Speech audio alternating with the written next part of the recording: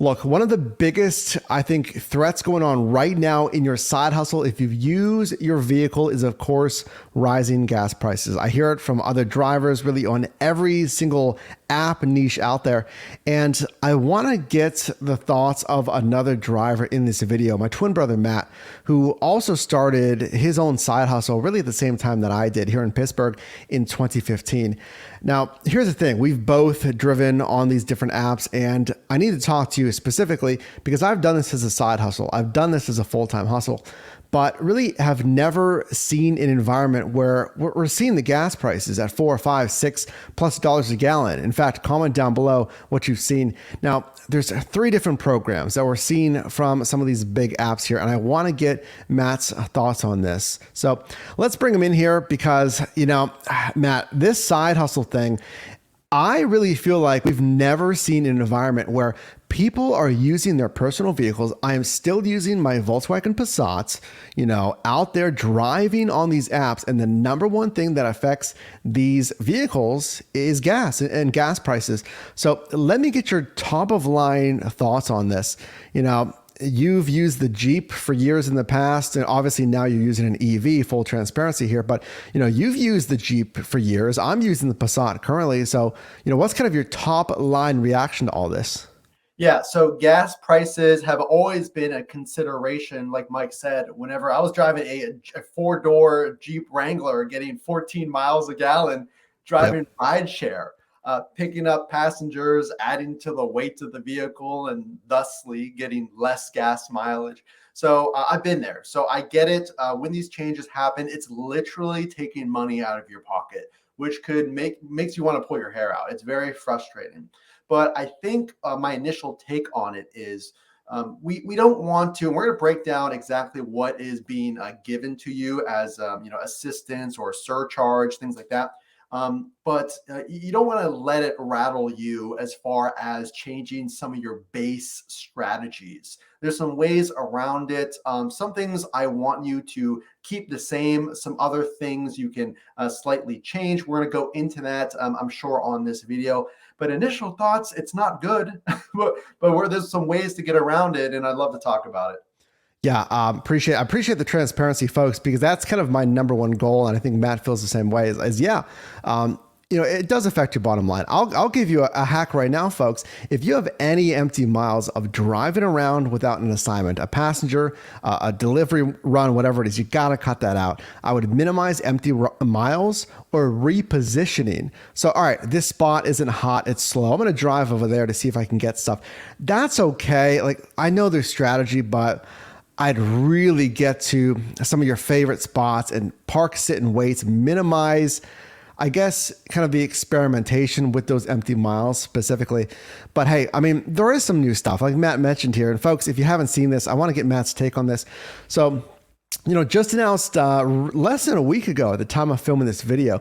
So DoorDash will offer you, let's go to the first perk first, 10% off gas nationwide for US drivers. I have heard Canadian drivers reach out that they're getting something similar. Feel free to comment down below if you're an international driver.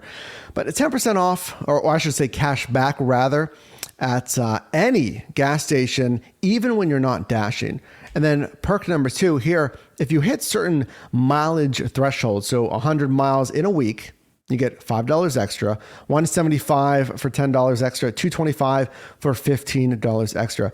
So Matt, that is like, it's 5 to 6 cents per mile there. So certainly a ton here. Is this enough? Because, other providers are doing, I would arguably more. So is DoorDash doing enough with these benefits as the number one leader in the space?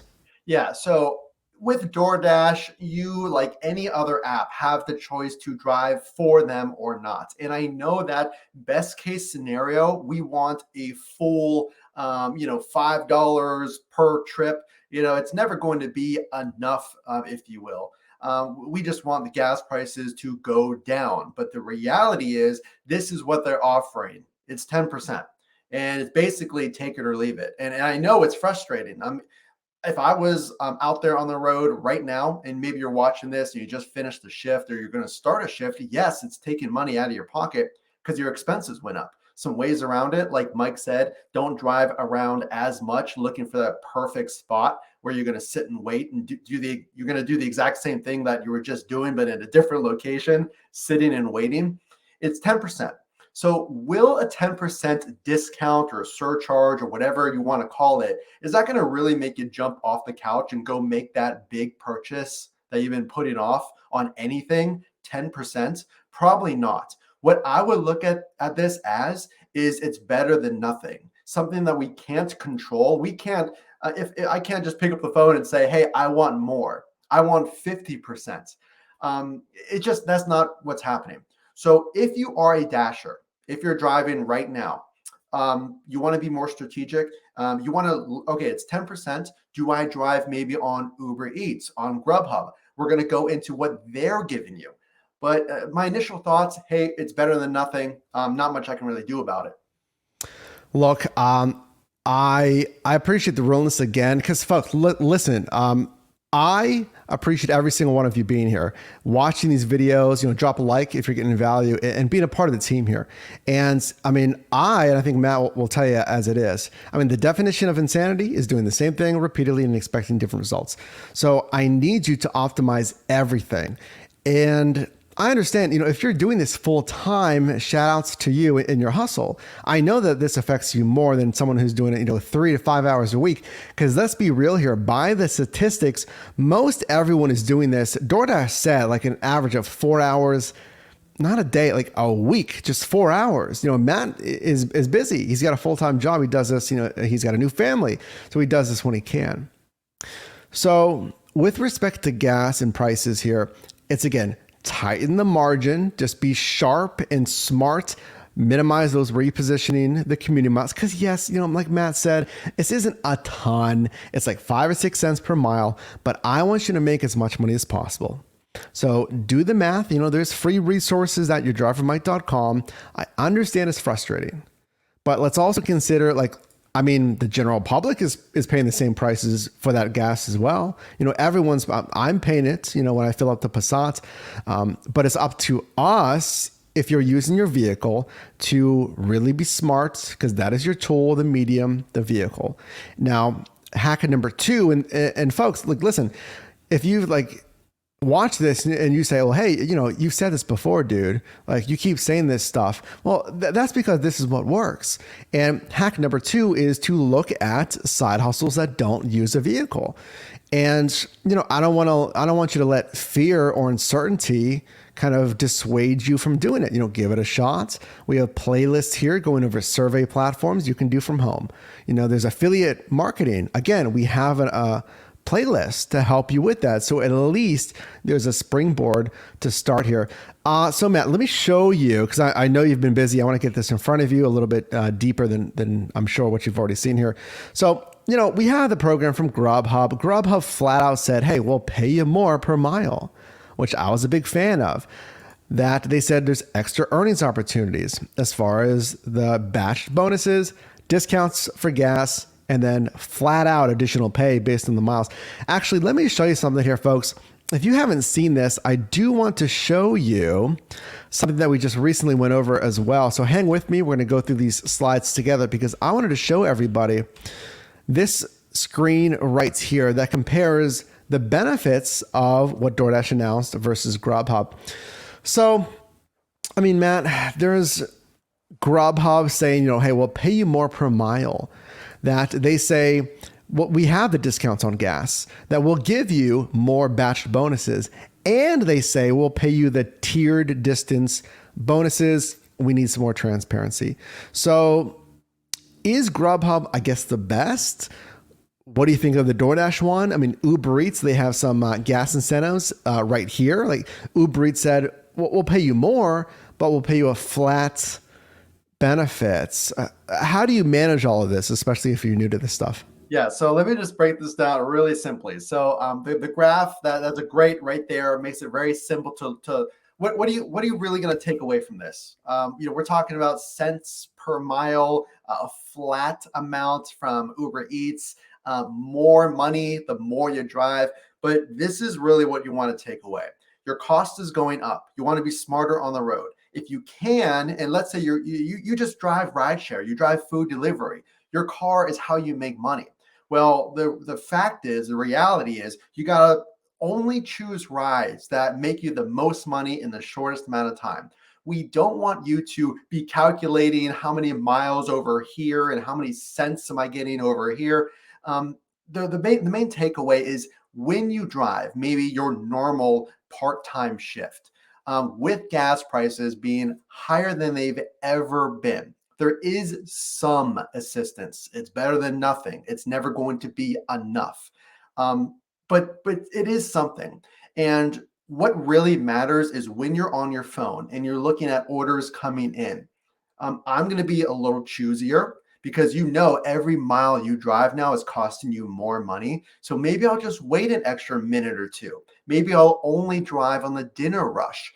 Maybe I'll drive specifically, if I can drive one day, maybe my significant other or my roommate or whatever it happens to be, the person that you're with says, it'd be great if you can just drive one day, because we really want you here with the family. Like, I have a growing family, like Mike said. I can't get out as much as often. What I would do is drive around maybe big events, football games, concerts, make the most of the time on the road. Again, these surcharges are better than nothing. What are your thoughts? Like Matt said, if you have a limited amount of time to get, frankly, because you do. I mean, Matt's busy, I'm busy. I'm sure you're busy watching this. You want to max out your time. And again, I'll be real with you. You have to put in the work and the research to say what makes me the most money. And again, the gas prices are what they're going to be. That's our marketplace right now. And we'll wait for those prices to cool off. So I would look at the benefits, all the ones that I just showed you there, and say, all right, mathematically, which is really the best one, which is really going to save me the most money, or am I going to look at non-vehicle side hustles? I have to keep emphasizing that. Don't be afraid. Don't just say, hey, I'm a DoorDash person. I think that is a big standout. And frankly, if I can just be real with you, of what we do here on the channel, I'm trying to have you think bigger, go broader, and not just laser focus on one thing when it comes to money. Because especially if we're talking about the side hustle, it changes all the time. I've done hustles years ago that are kind of dead now, in my opinion, versus, again, catching fire when it's there. I mean, to your point, Matt, I saw a thing on Uber Eats, I think it was, I don't know, whatever, a couple of days ago, whenever St. Patrick's Day.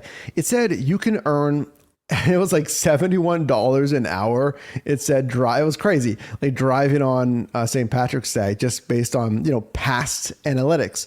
So things like that is, maybe you drive less. Maybe you drive less. Do more non-vehicle hustles, and then when you do drive, max out on those busy days. Do you agree with that? Yeah, I would agree with that. Again, it's really about making the most of your time. And maybe you drive and do drive less and do a non-vehicle side gig. I would definitely agree. So if I'm someone that is doing, well, I'll say it's a side hustle, because again, I'm not, no disrespect if you're doing this as a full-time hustle. Again, it's shout outs to you for that focus doing this full time. But, statistically, we'll just say, most people are doing this stuff as a side hustle. And if it's not working for them, if they've looked at these benefits, again, if they go to your drivermike.com under resources, there's a free Excel or Mac OS sheet. If they've run their numbers and it's just not working, should they quit? And I'll just kind of give you a leading question. I feel like they should maybe pause, not quit, but maybe pause until the numbers make sense. Maybe gas prices come down, because maybe they are very tight on money with the household. Maybe invest in, again, maybe a non-vehicle side hustle to try to make money and not have the expense on the vehicle. What are your thoughts on that? Maybe taking a break if the numbers don't make sense. Right. So what I would say is this: look, if you have goals to meet, if you have bills to pay, that might not be an option for you. And I know that we both understand that. You're like, hey, I have to make X. I got to pay my rent. I have to feed my children. I have to, do whatever it is. And you have to drive. Maybe that's the only thing that right now. And yes, you're open to doing something that doesn't use your vehicle, but it's going to take you time to get comfortable or learn about it. Now, the Yep. benefits, like Mike talks about, a lot of these gig economy jobs, you can start tomorrow. There really is no, the learning curve is very short. So I would encourage you to look at other non-vehicle side hustles. But the fact is, maybe you have to drive even more just to make ends meet. Unfortunately, again, there's a cost to that, and obviously with the gas and the wear and tear on your vehicle. But hey, you got to make ends meet. You got to do what you got to do, right? If you can, I think this is maybe Mike's point. If you're doing this, maybe you put that goal, that non-required monetary goal, on pause. If you don't need the extra money right now, maybe you do wait for things to cool off. Maybe you do take a little break, so to speak, to learn a non-vehicle side gig. There's a lot of ways to make money right now, and that's exactly what Mike talks about. And that's why he has so many great resources there on the website. But it's really up to you. I mean, what is your current situation? If you have to drive. There's so many strategies, some of which we mentioned. I know there's so many more on other videos of Mike's on the channel, Your Drive for Mike. But you got to do what you got to do. And if you do have some flexibility, maybe now is the time to take a short pause. I think that is an incredible point. I appreciate you sharing that. Just to reiterate that, because it is so powerful, look, folks, I don't know your situation. I don't know your personal situation. I will tell you this: if you've been here for any amount of time, you know that, I've seen it, folks. I've seen it. I've been flat broke. I've had negative dollars in my bank account. I've had $7,800 of credit card debt. That was outstanding. Crushed my credit score. So I've been there, folks. I'm lucky and thankful to build community here to help you make money in different side hustles. So I do get that you may be like, dude, that sounds great, but I have to drive. Well, good. I mean, you're focused on getting it done, because I've done the same thing where I had to drive to pay rent, and it's been a whole roller coaster. So I get it. I'll leave you with this: is staying focused, motivated, studying best practices in whatever niche it is, especially when it comes to money, following, and they say success leaves clues. So I think there's really a lot of meaning to that. So I do appreciate you being here. So Matt, when it comes to gas, we'll bring it back to this here. When it comes to gas prices, how long, I mean, this is really hard to say, but is there any strategy for the long term? Because again, we don't know how long this is going to last. With events overseas, with everything going on, affecting oil prices, gasoline prices here. I mean, hey, well, let me ask you this. You've gone EV, I've gone EV, and there's more, I guess, different price points, I should say, when it comes to EVs. Is that the move? Is that an investment? Is that a move if you're doing it maybe part-time or full-time? Answer that, and then talk to me maybe about, is there any other kind of long-term strategies if you want to maintain a side hustle? Yeah, absolutely. So here's your long-term strategy. So if your cost is already low on owning your vehicle, let's say you had it for a while, you have no monthly payment. It makes no sense to buy a brand new car and start a whole nother round of expensive monthly payments if you're leasing, or if you're taking a financing option on your vehicle. We're not saying that. Whatever you can do to decrease your cost. Now, like Mike said, there's a lot of entry-level points, all kinds of brands out there for hybrid, for EV vehicles. We don't know the long-term gas price trends. That's a complete guess. I mean, I know neither of us know. If we did, I wish we did, had a crystal ball, if you will. But that's an option. If you can maybe use some of your earnings to save up for your next vehicle, so that when you're comfortable and ready to trade in that car or buy a new car or a used car, maybe it is a hybrid or EV. That's an answer for you watching this video. What are you comfortable with? Maybe you keep the car because the maintenance and the monthly payment, whatever it happens to be, is low, or you think about alternatives come your next car. Yeah, I love that. I love the way you said that. I'm in the same boat. Folks, I never advise to buy a brand new vehicle just for gig work. I mean, that's frankly kind of the worst thing you can do if you're just doing it for gig work. If you're doing this stuff, full time, I would buy the oldest, most reliable Prius you can get. You know, you get a hybrid, but it's fully depreciated if you're doing this full time. Now, I think what Matt was also saying is maybe if you're already looking at an EV, if it's in the cards, if you have an option that's in your budget, and you know you're kind of leaning that way anyway, this is kind of an ancillary benefit. Is yes, obviously I get the benefits of a full EV. And I'm sorry, and obviously they're just our opinions, not financial advice or anything like that. But it's something to think about. It is definitely something to think about. Yeah, I mean now we're kind of delving into the whole personal, and this is what it is. It's like personal finance. What are my goals? How am I going to make it happen? What do I need to do to make it happen? And I think gas is obviously a very important thing to consider. And what the market's doing and where you're considering going when it comes to a vehicle as well. So a lot to talk about. Let's continue this conversation down below in the comments.